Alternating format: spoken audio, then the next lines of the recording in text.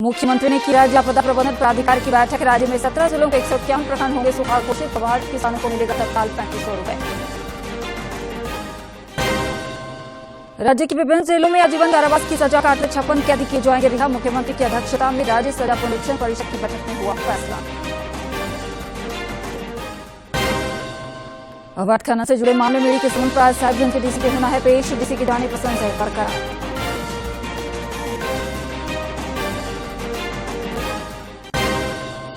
और विद्यालयों में उपस्थिति बढ़ाने के लिए शिक्षा विभाग के अनुसार कल सोशल मीडिया पर आज 1 घंटे चला सिटी बचाओ स्कूल गिराओ अभियान। स्कूलों में दिखा उत्साह।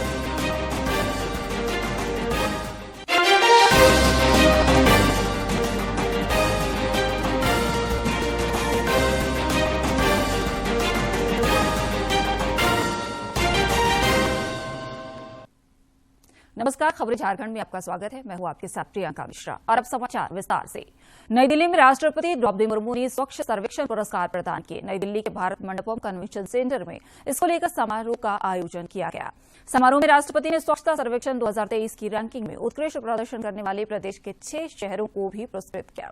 झारखंड के जमशेदपुर, मानगो और बुंडू को स्वच्छ शहरों की सूची में अवार्ड दिया गया।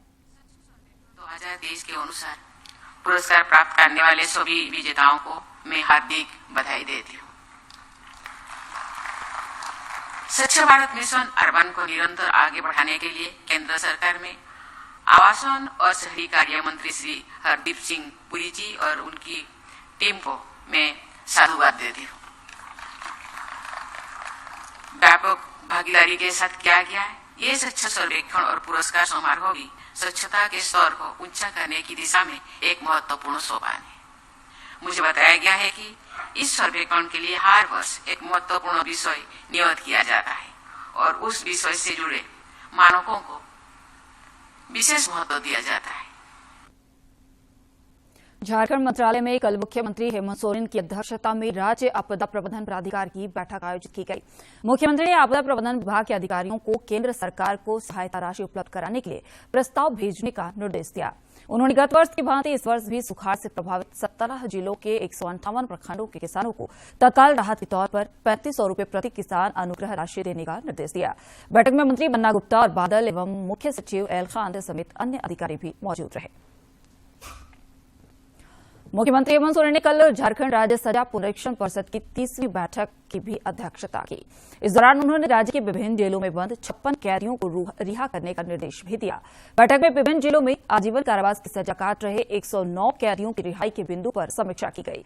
इस दौरान मुख्यमंत्री ने कहा कि रिहा होने वाले कैदियों की निरंतर ट्रैकिंग और मॉनिटरिंग की जाएगी।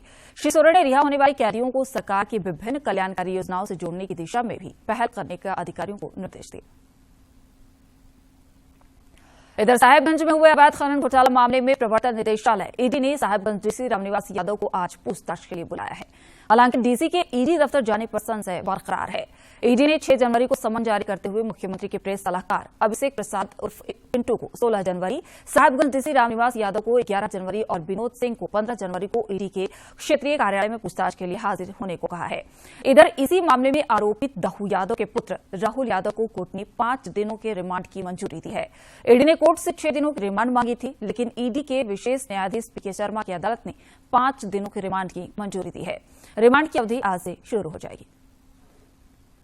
इधर कांग्रेस नेता राहुल गांधी की महान्याय यात्रा पर बीजेपी ने तीखा हमला बोला है। प्रतिपक्ष के नेता अमर कुमार बावरी ने इसे अन्याय यात्रा करार दिया है। देश को इतने दिनों तक गरीबी में पिछड़ेपन में रखने का उन तमाम लोगों का देश को हक और अधिकार मिलना चाहिए था। विशेष करके झारखंड राज्य को जो इतने लंबे समय से आंदोलन कर रहे थे, इस झारखंड को अलग राज्य बनना चाहिए था, इन कांग्रेसियों ने कभी बनने नहीं दिया।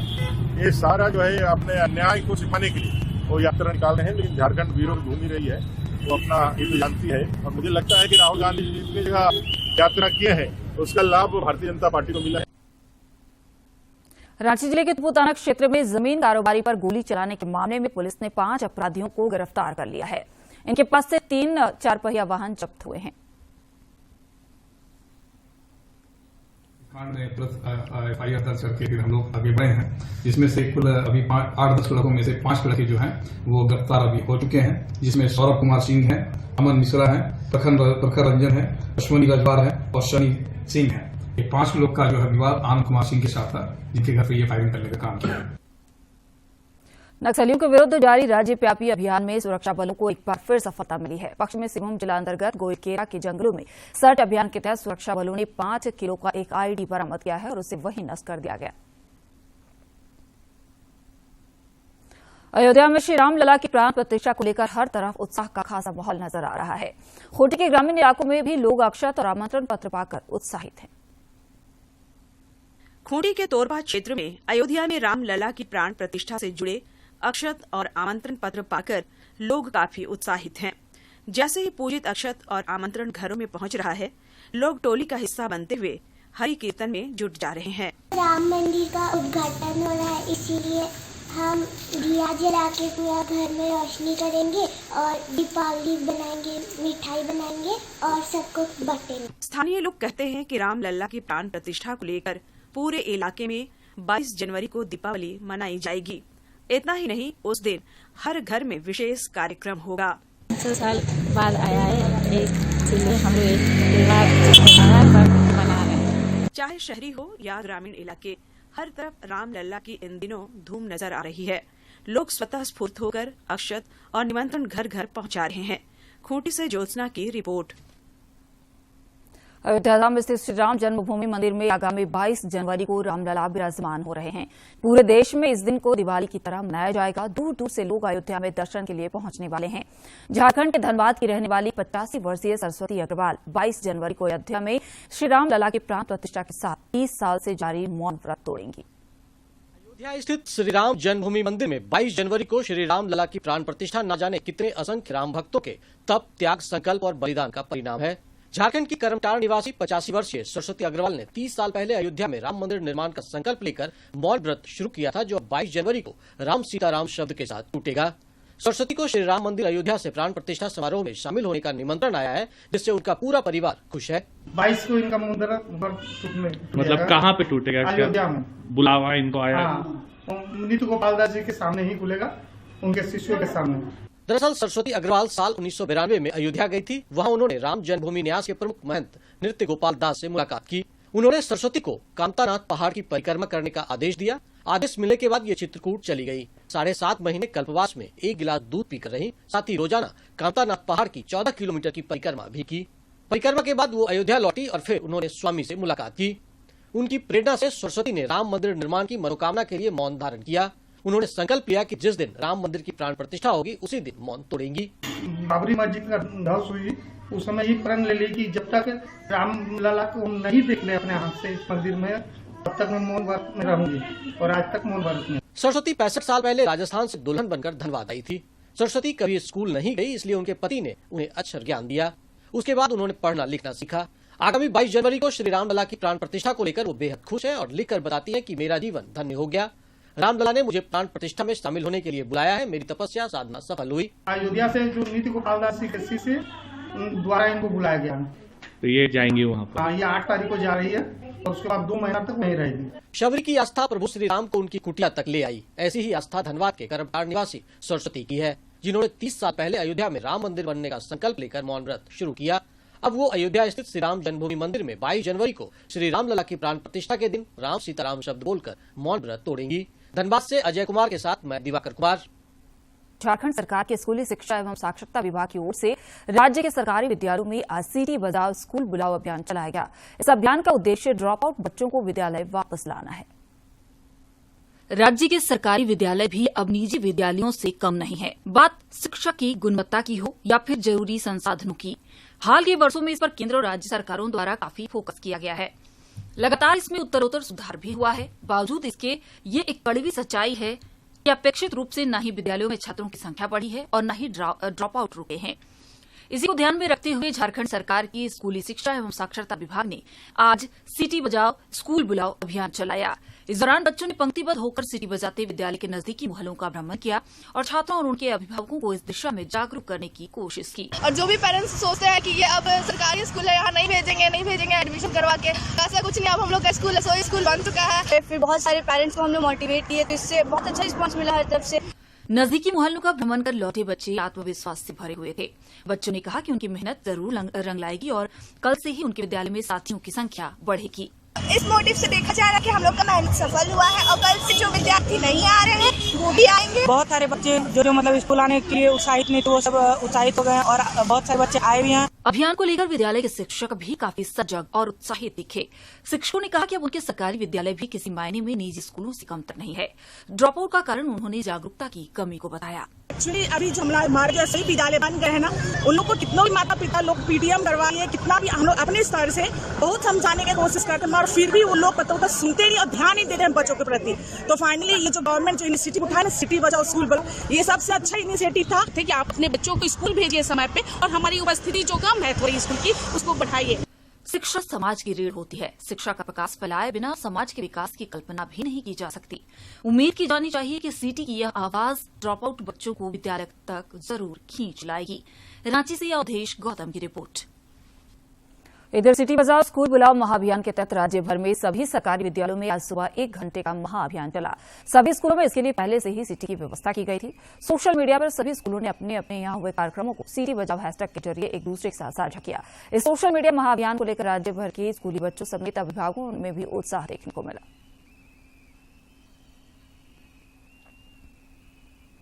झारखंड की राजधानी रांची और आसपास के क्षेत्रों में विकसित भारत संकल्प यात्रा रथ से लोग लगातार लाभान्वित हो रहे हैं। रांची के समीप नगड़ी प्रखंड के सपारोम गांव में भी मोदी जी की गारंटी वाली गाड़ी का आगमन हुआ।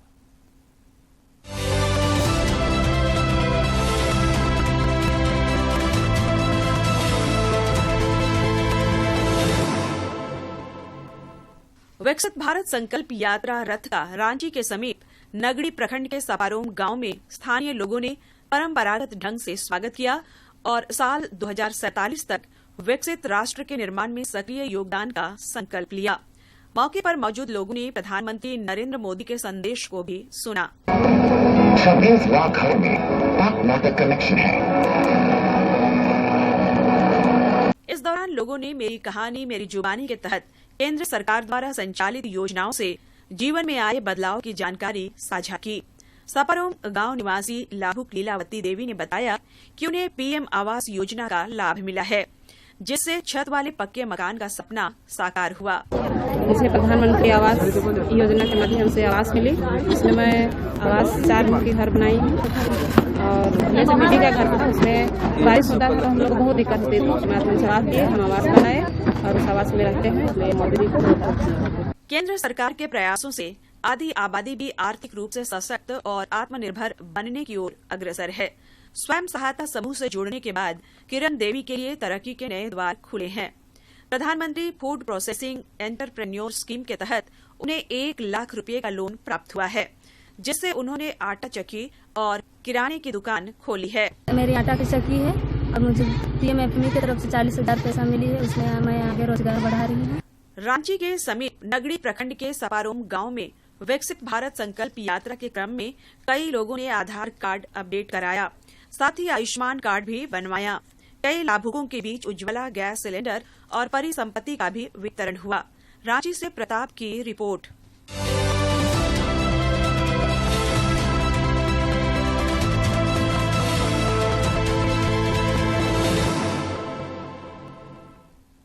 राज्य का मौसम पिछले कुछ दिनों से शुष्क बना हुआ है। सुबह और शाम के समय कुछ इलाकों में कोहरे का असर भी साफ तौर पर दिख रहा है। हवा चलने की वजह से सुबह और शाम ठंड की ठिठुरन लोगों को परेशान कर रही है। राजधानी रांची समेत राज्य के कई जिलों का न्यूनतम तापमान 10 डिग्री सेल्सियस से नीचे बना हुआ है। इस बीच मौसम विभाग ने कहा है कि आने वाले 3 दिनों में न्यूनतम तापमान में 4 से 5 डिग्री सेल्सियस की गिरावट दर्ज की जाएगी। रांची में पर्यटन, कला, संस्कृति, खेलकूद एवं युवा कार्य विभाग के तत्वाधान में 3 दिवसीय राज्य स्तरीय मुख्यमंत्री फुटबॉल कप प्रतियोगिता का उद्घाटन किया गया। पर्यटन सचिव मनोज कुमार ने प्रतियोगिता का शुभारंभ किया। उन्होंने जानकारी दी कि इस प्रतियोगिता में राज्य के 4 जोन धनबाद, दुमका, चाईबासा एवं रांची के पुरुष और महिला विजेता एवं उप विजेता टीमें भाग ले रही हैं। और अब देखते हैं फटाफट अंदाज में खेल की खबरें। T20 में भारतीय टीम अफगान टीम के खिलाफ अजय रही है। दोनों टीमों के बीच अब तक कुल 5 T20 मुकाबले खेले गए हैं, जिसमें से भारत को 4 मुकाबलों में जीत मिली है। T20 सीरीज से पहले अफगानिस्तान की टीम को बड़ा झटका लगा है। टीम के star spinner Rashid Khan back surgery के चलते टीम से बाहर हो गए। भारतीय क्रिकेट टीम के तेज गेंदबाज मोहम्मद शमी ने कहा कि अफगानिस्तान के खिलाफ होने वाली T20 सीरीज के लिए भारतीय टीम पूरी तरह से तैयार है। उन्होंने उम्मीद जताई कि टीम इस सीरीज में बेहतरीन प्रदर्शन करेगी। मलेशिया ओपन में आज प्री क्वार्टर फाइनल मुकाबले में भारत के किदाम्बी श्रीकांत कोर्ट पर उतरेंगे। अंतिम 16 में किदाम्बी का सामना हांगकांग के एंजिका लुक एंगन से होगा। वहीं प्रतियोगिता के पुरुष युगल वर्ग में भारत के सात्विक साईराज और चिराग शेट्टी की जोड़ी फ्रांस की रोनन लेबर और लुकास कोवी की जोड़ी से भिड़ेगी। महाराष्ट्र के नासिक में 27वें राष्ट्रीय युवा महोत्सव 2024 का आयोजन 12 से 16 जनवरी तक किया जाएगा। प्रधानमंत्री नरेंद्र मोदी राष्ट्रीय युवा महोत्सव का उद्घाटन करेंगे और देश के युवाओं को संबोधित करेंगे। द्रोणाचार्य पुरस्कार विजेता मलखंभ कोच गणेश देवरुखकर ने खेलों के विकास को लेकर मोदी सरकार की प्रशंसा की है। उन्होंने कहा कि आज सरकार के प्रयासों से दुनिया भर में मलखंभ की लोकप्रियता बढ़ी है। वहीं द्रोणाचार्य पुरस्कार विजेता शतरंज कोच आर.वी. रमेश का कहना है कि पिछला साल चेस के लिए बेहतरीन था। उन्होंने कहा कि पिछले साल जहां आर वैशाली ग्रैंड मास्टर बनी तो वहीं आर प्रज्ञानंद शतरंज विश्व कप के फाइनल में दूसरे स्थान पर रहे। और अब बात कारोबार जगत की। मारुति सुजुकी इंडिया ने आज गुजरात में नया कार कारखाना बनाने की योजना का ऐलान किया। मारुति सुजुकी के चेयरमैन आर.सी. भार्गव ने कहा कि करीब 35,000 करोड़ रुपए की लागत से बनने वाले इस संयंत्र की क्षमता सालाना 10 लाख कारों के उत्पादन की होगी। ब्रोकरेज फर्म निरोधा के संस्थापक और मुख्य वित्त अधिकारी निखिल कामत ने कहा कि भारत वैश्विक निवेशकों के लिए एक बेहतरीन स्थान है। स्पाइसजेट फंड जुटाने के लिए जल्द ही इक्विटी शेयर और वारंट जारी करने वाली है। इसके लिए डोमेस्टिक एविएशन कंपनी के प्रपोजल को कंपनी के शेयर होल्डर से मंजूरी मिल गई है। साल का सबसे बड़ा tech event consumer electronics show 2024 का आगाज अमेरिका के लास वेगास में हो गया है। इसमें साउथ कोरियन कंपनी एलजी ने दुनिया की पहली ट्रांसपेरेंट टीवी पेश की। इसके अलावा फ्लाइंग कार और 2-in-1 लैपटॉप जैसे प्रोडक्ट भी पेश किए गए। टेक कंपनी एप्पल ने दुनिया के सबसे बड़े क्रिप्टो करेंसी एक्सचेंज बाइनेंस को अपने ऐप स्टोर से हटा दिया है। इसके साथ ही कंपनी ने कुकॉइन और OKX जैसे अन्य ऐप को भी हटा दिया है। Chinese smartphone maker company Poco आज भारत सहित ग्लोबल मार्केट में पोको X6 सीरीज लॉन्च करने जा रही है। India Yamaha motor private limited ने अपनी मोटरसाइकिल लाइनअप में बड़े बदलाव की घोषणा की है। इसमें ट्रैक्शन कंट्रोल और मोबाइल कनेक्टिविटी जैसे फीचर्स हैं। किया की पॉपुलर सब 4 मीटर SUV 12 जनवरी को भारत में लॉन्च की जाएगी। इंडिया ने कार की लॉन्च डेट आर्टिफिशियली कंफर्म की है। कोरियाई कंपनी ने इसके लिए 25,000 रुपए की टोकन राशि पर बुकिंग पहले ही शुरू कर दी थी। प्रीमियम फैशन और लाइफस्टाइल ब्रांड बैलेंसिया ने भारत के सबसे पुराने और बिजी एयरपोर्ट कोलकाता में अपना लेटेस्ट आउटलेट खोला है। यह कंपनी का 19वां स्टोर है। बैलेंसिया भारत का सबसे पसंदीदा मोजा ब्रांड है। बच्चों में अंगूठा चूसने की आदत आम बात है। आइए इसके समाधान के बारे में जानते हैं। अंगूठा चूसने की आदत आमतौर पर काफी बच्चों में देखी जाती है।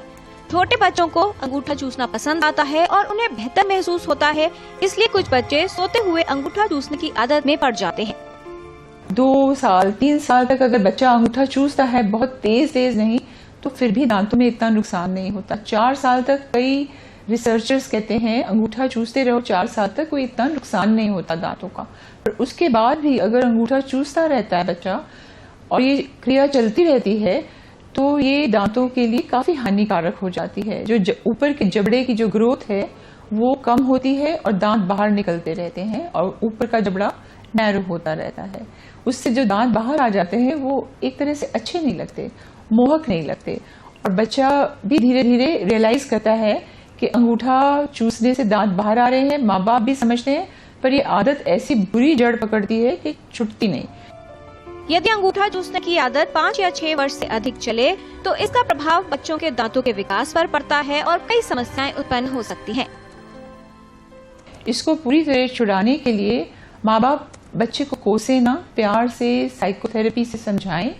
नहीं सक्सेसफुल हो रहे हैं तो डेंटिस्ट के पास जाएं, उनके पास तरीके हैं ये प्रॉब्लम सॉल्व करने के। अप्लायंसेस होती हैं जो मुंह में फिट कर दी जाती हैं ताकि जैसे ही बच्चा अंगूठा मुंह में डालता है उसे अपने अंगूठे पे चुभन महसूस होती है और वो अंगूठा बाहर निकाल देता है। इस अप्लायंस के लिए बच्चे को मनोवैज्ञानिक तौर पे भी थोड़ा तैयार करना पड़ता है और सपोर्टिव पेरेंट्स के साथ ये प्रॉब्लम डेंटिस्ट की हेल्प से सॉल्व की जा सकती है। इसको प्यार से सॉल्व करें, बच्चे से ज्यादा बहस ना करें और उसको कॉम्प्लेक्स ना दें। वो खुद भी बेचारा शायद परेशान है। अंगूठा चूसने से जो बच्चे के दांतों में विकृति आ गई, जो बाहर आ गए, वो भी टोटली करेक्टेबल है। और जितनी जल्दी ये आदत छूटे और वो करेक्शन शुरू हो उतना अच्छा रहेगा। अंगूठा चूसने की आदत बच्चों के लिए छोड़ना मुश्किल हो सकता है, इसलिए समस्या के विषय में जानें और ये समझें कि इस अंगूठा चूसने की आदत को बच्चों से दूर करने के लिए क्या किया जा सकता है। किरण भारद्वाज, डीडी न्यूज। रामलला की प्राण प्रतिष्ठा के शुभ अवसर पर अयोध्या नगरी को भोपाल के बोगनवेलिया फूलों से सजाया जाएगा। जनवरी को भगवान राम की प्राण प्रतिष्ठा अयोध्या में भव्य मंदिर में होने जा रही है और उस अयोध्या नगरी को सजाया और संवारा जा रहा है भव्य तरीके से, और उसको सजाने और संवारने में भोपाल का भी एक बड़ा योगदान है। भोपाल की एक नर्सरी है, उसको एक बड़ा ऑर्डर करीब 50,000 देखा जाए तो बोगनवेलिया के 35,000 और अन्य पेड़ों की अगर बात किया तो उसका ऑर्डर मिला है, और वो इसको भगवान राम का आशीर्वाद ही मानते हैं कि उनको राम के आंगन को अयोध्या को सजाने और संवारने का अवसर मिला है। राम कुमार राठौर जी हमारे साथ मौजूद हैं। सर, कैसे देखते हैं, कहाँ अयोध्या 800 किलोमीटर दूर और हम भोपाल में मौजूद हैं और ये पौधे यहाँ से जा रहे हैं, अयोध्या नगरी को सजाएंगे, कितना बड़ा क्षण होगा आपके लिए और ये कितना बड़ा भगवान राम का आशीर्वाद आप इसको मानते हैं? जी, मैं अपना सौभाग्य मानता हूँ और भगवान राम का आशीर्वाद मानता हूँ। कैसे हैं ये पौधे, मतलब क्या इनकी खासियत है? जो हमें 35,000 पौधे जो पहले दिन दिए हैं उसमें 4-5 कलर की बोगनवेल का ऑर्डर है जिनकी संख्या 35,000 है। उसमें क्या है, सभी मल्टी कलर उन्होंने मांगे हैं और मिक्स कलर उन्हें चाहिए। तो वहाँ पर जो रामपथ है और धर्मपथ है वो 3-4 किलोमीटर के डिवाइडर है, उनको दोनों साइड से लगाए जाएंगे। क्या है, डिवाइडर पहले रोड से ही आदमी जाता तो उन्हें रंग बिरंगे फूलों की जहाँ छटा दिखेगी तो इससे भक्तों का मन प्रफुल्लित हो जाएगा। क्या ये पौधों को सिर्फ पहुँचाना है या उसको लगाना भी है? हमें जो आदेश मिला है पौधे देने का, लेकिन मैंने सोचा कि अगर कोई और लगाएगा, पता नहीं कैसे लगाए, जो सिस्टम से लगना चाहिए कलर बाई कलर वो लगाएगा कि नहीं लगाएगा। तो मेरे बड़े भाई साहब है श्री राम प्रकाश राठौर जी, तो उन्होंने बोले अयोध्या में जाऊंगा और आगे रह के सही तरीके से मैं ही पौधा लगवाऊंगा। तो मैंने कहा ठीक है, जबकि उनका एक दिन का जो सर्विस चार्ज है वो 8 से 10,000 रुपया है, लेकिन प्रभु राम की आस्था को देखते हुए उन्होंने सर्विस चार्ज का एक भी पैसा नहीं लिया। अंत में मुख्य समाचार एक बार फिर।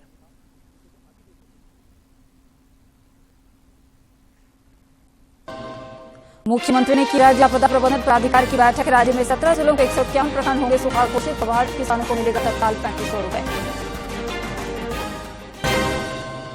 राज्य के विभिन्न जेलों में आजीवन कारावास की सजा काटते 56 कैदी किए जाएंगे रिहा। मुख्यमंत्री की अध्यक्षता में राज्य सजा पुनरीक्षण परिषद की बैठक में हुआ फैसला। अवैध खनन से जुड़े मामले में के समन पर साहिबगंज के डीसी को होना है पेश। डीसी की जानी पसंद है बरकरार।